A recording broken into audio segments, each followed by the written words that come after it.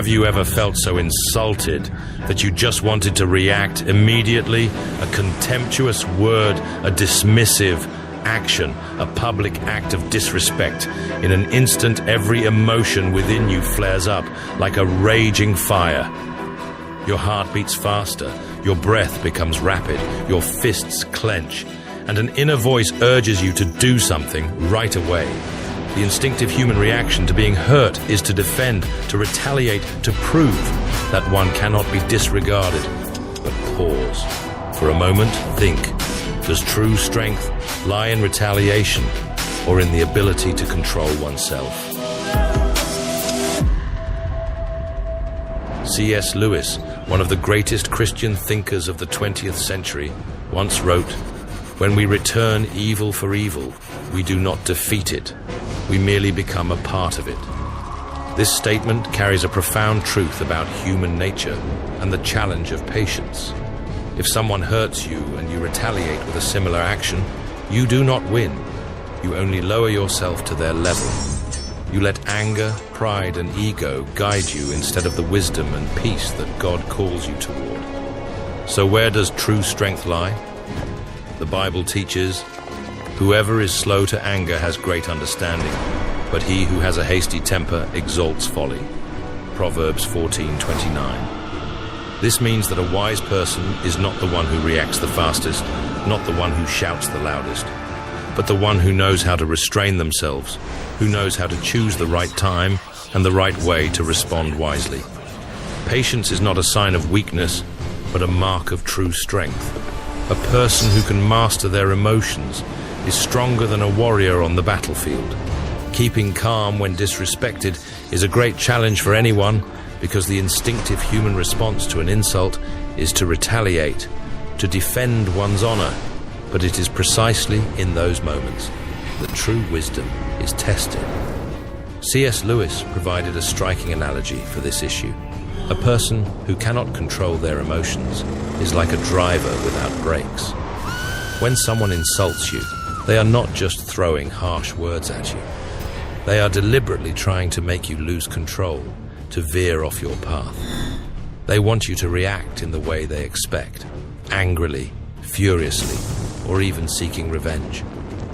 But a person with true self-control is the one who keeps their hands firmly on the wheel, not allowing others to manipulate their emotions. If you choose patience, if you choose to remain calm, you are proving that you are not easily controlled, that you are still the master of yourself.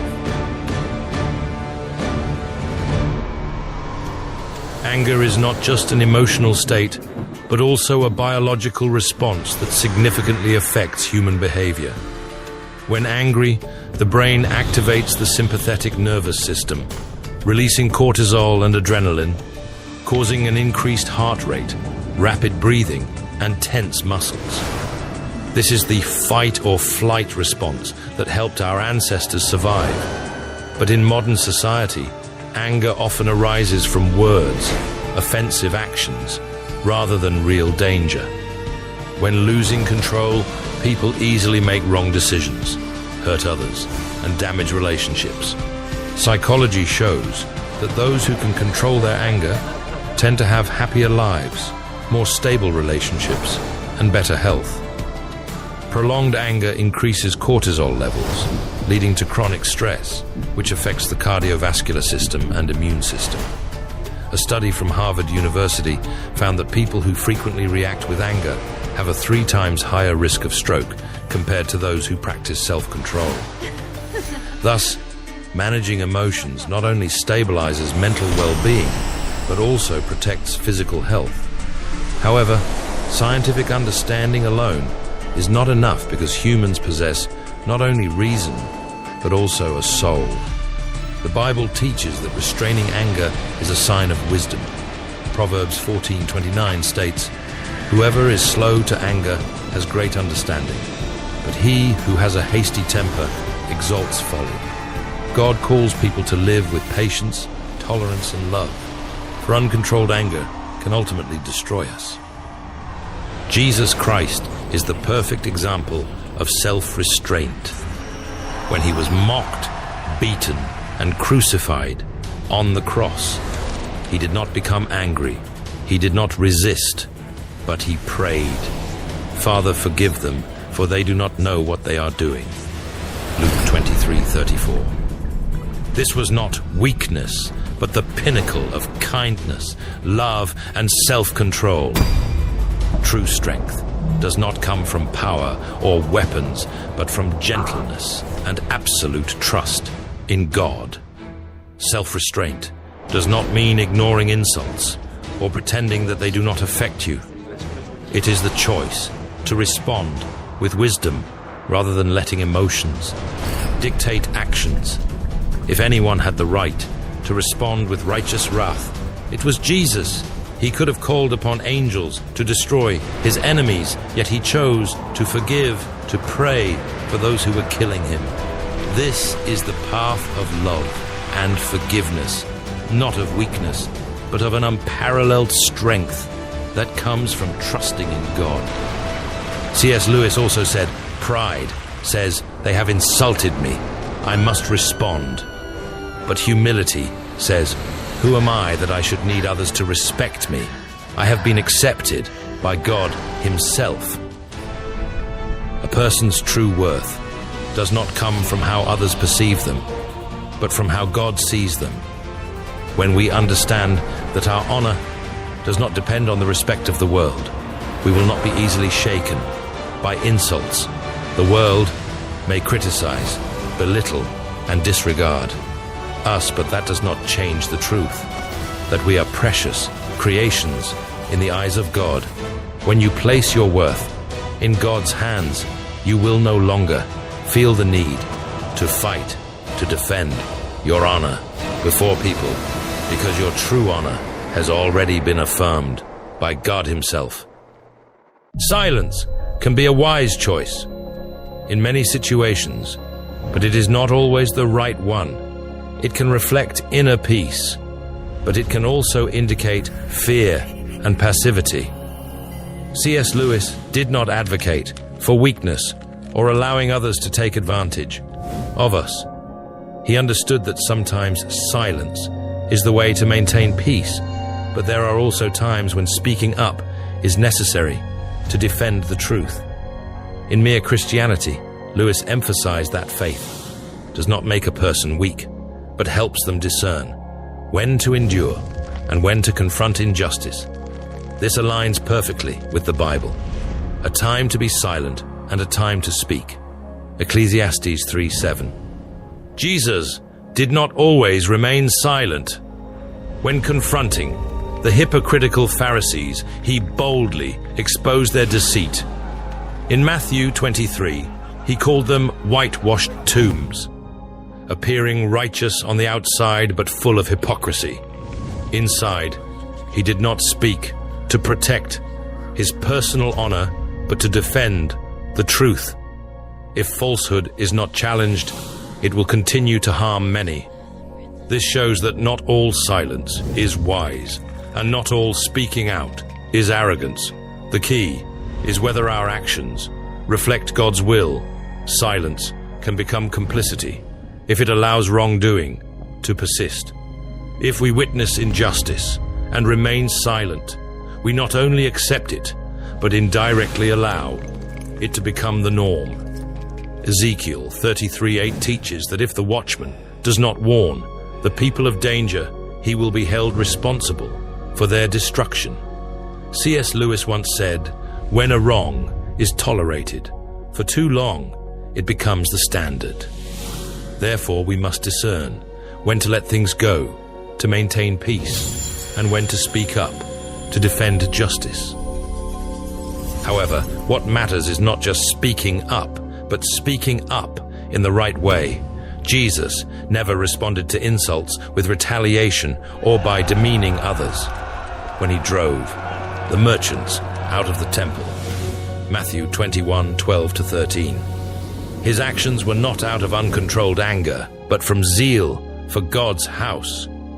When he faced the adulterous woman, John 8:1-11, he did not humiliate those who wanted to stone her, but used wisdom to make them realize their own guilt. This is how we should act, not remaining silent in the face of wrongdoing, but also not responding to anger with anger. A gentle answer turns away wrath, but a harsh word stirs up anger. Proverbs 15:1. C.S. Lewis believed that a person of faith is not one who ignores injustice, but one who acts according to the truth. In the Screwtape Letters, he described how the enemy of the soul, Satan, uses cowardice to make people compromise with evil. Silence, when one should speak, is not wisdom, but fear, or a desire to avoid discomfort. But a person who knows when to speak with wisdom and kindness is one who possesses true courage. So when should you remain silent? When the insult is merely a meaningless, harsh word, let it go. A sarcastic remark cannot diminish your worth in God's eyes. When someone is provoking you to manipulate your emotions, silence can be the strongest weapon to prevent conflict. But when should you speak up? When an insult affects truth and justice. When someone weaker is harmed and needs protection. When silence may cause others to believe that wrongdoing is acceptable. In these cases, silence is no longer a sign of peace, but an invisible form of complicity. Wisdom is not about always being silent or always reacting, but about knowing when to speak and when to hold back. Let your silence be a sign of self-control, and let your words be a light of truth. Jesus did it, C.S. Lewis understood it, and we are also called to walk this path.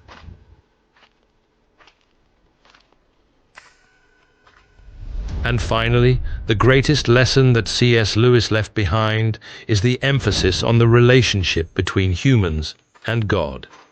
If you place God at the center of your life, if you understand that you do not need to prove your worth to anyone, then you will find a peace that the world cannot give.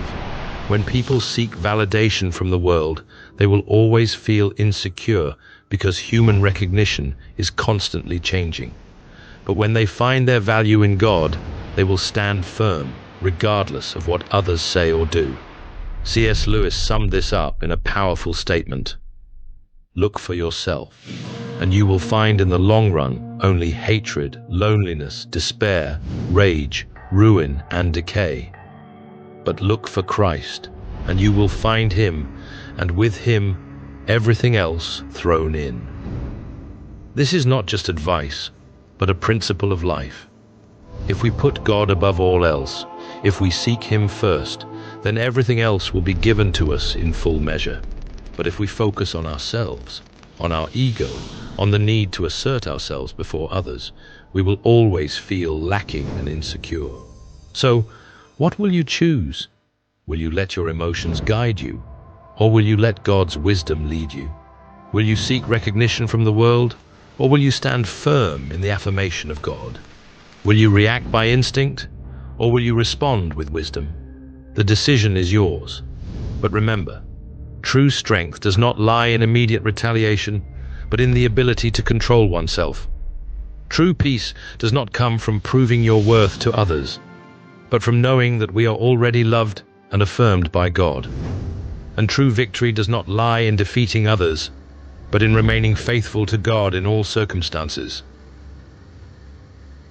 If this story resonated with you, share your thoughts in the comments below. Don't forget to like and subscribe for more in-depth explorations of history. Thank you for watching, and see you in the next video.